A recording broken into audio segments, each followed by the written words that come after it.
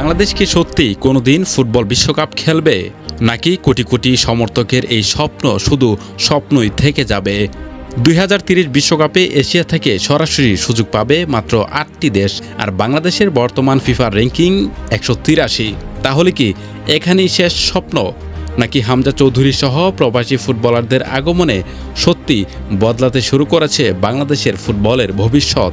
আজকের ভিডিওতে আমরা তথ্য, পরিসংখ্যান আর বাস্তবতার আলোকে জানার চেষ্টা করব বাংলাদেশের বিশ্বকাপ খেলার সম্ভাবনা আসলে কতটা, সামনে কী কী বাধা রয়েছে, আর কী করলে এই স্বপ্ন একদিন বাস্তবে পরিণত হতে পারে। প্রথমে একটি সুখবর। 2026 সালের শুরুতে বাংলাদেশ উঠে এসেছে ফিফা র্যাঙ্কিংয়ের 183 নম্বরে, যা 2015 সালের পর দেশের সেরা অবস্থান। অর্থাৎ গত এক দশকে বাংলাদেশের ফুটবল ধীরে ধীরে এগিয়েছে। তবে বাস্তবতাও মাথায় রাখতে হবে, ফিফার সদস্য দেশ প্রায় 210টি, সেখানে 183 নম্বরে থাকা মানে এখনও আমাদের অনেক পথ পাড়ি দিতে হবে। এবার আসি 2030 বিশ্বকাপে। এটি হবে বিশ্বকাপের শতবর্ষের আসর। Spain, Portugal, Morocco, Uruguay, Argentina ও প্যারাগুয়ে যৌথভাবে এই বিশ্বকাপ আয়োজন করবে। আয়োজক হওয়ার কারণে এই 6টি দেশ সরাসরি মূল পর্বে খেলবে।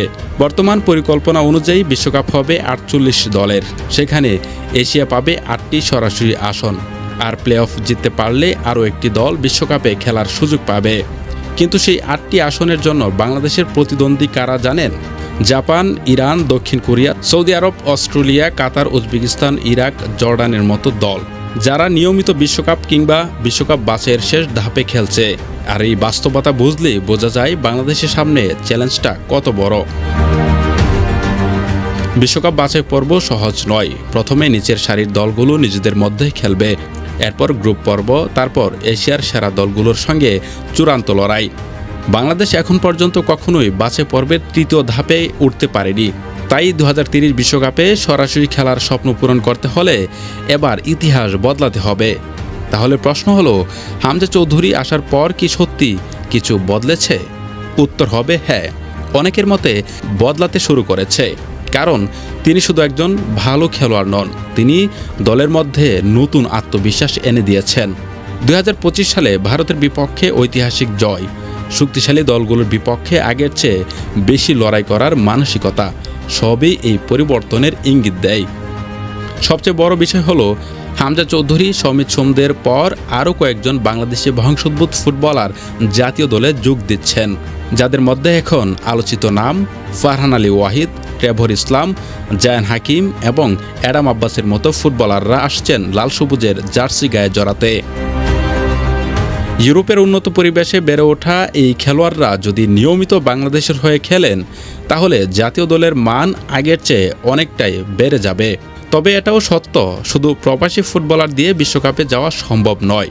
ঘরোয়া লিগের মান উন্নত করতে হবে, জেলা ও বয়স ভিত্তিক ফুটবলকে আরও শক্তিশালী করতে হবে, আধুনিক একাডেমি গড়ে তুলতে হবে এবং দীর্ঘমেয়াদী পরিকল্পনা নিয়ে এগোতে হবে। জাপান বা দক্ষিণ কোরিয়া আজ যে জায়গায় আছে, তারা সেখানে পৌঁছেছে বহু বছরের পরিকল্পনা আর অবকাঠামোগত উন্নয়নের মাধ্যমে। তাহলে কি 2030 বিশ্বকাপে বাংলাদেশ খেলতে পারবে? বর্তমান অবস্থা বলছে কাজটা অত্যন্ত কঠিন, কিন্তু ফুটবল এমন একটি খেলা যেখানে সঠিক পরিকল্পনা, ভালো প্রজন্ম এবং কয়েক বছরের ধারাবাহিক উন্নতি অনেক কিছু বদলে দিতে পারে। আর বাংলাদেশের জন্য সেই পরিবর্তনের শুরুটা হয়তো ইতিমধ্যেই শুরু হয়ে গেছে। হামজা চৌধুরীর মতো প্রবাসী ফুটবলারদের আগমন, নতুন প্রজন্মের প্রতিভাবান খেলোয়াড়, ফিফার র্যাঙ্কিংয়ে ধীরে ধীরে উন্নতি, নতুন কোচের অধীনে নতুন পরিকল্পনা, সবকিছু